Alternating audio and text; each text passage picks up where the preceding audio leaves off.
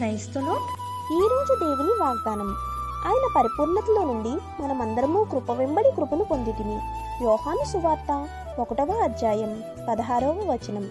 ప్రియమైన సహోదరి సహోదరులారా, దేవుని స్వభావం కారణంగా ఆయన మనల్ని సమృద్ధిగా ఆశీర్వదిస్తాడు.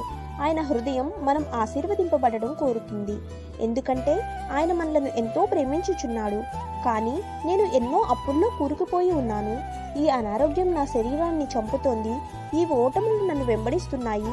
నా సమస్యల నుండి ఎప్పుడు పరిష్కారం అవుతాయి అని మనం అనుకునవచ్చు. కానీ దేవుడు మిమ్మల్ని ఆశీర్వదించడానికి సిద్ధంగా ఉన్నాడు. ఆయనకి అసాధ్యమైంది ఏదీ లేదు. సమస్తమును సాధ్యమే. కాబట్టి మనం మన హృదయాన్ని తెరిచి మన జీవితంలోనికి ఆయనను ఆహ్వానించినట్లయితే దేవుడు మనల్ని ఆశీర్వదించడం ప్రారంభించినప్పుడు ఒకదాని తర్వాత మరొకటి వస్తుంది. మన పట్ల దేవుని ప్రేమ ఎన్నటికీ ఆగిపోదు.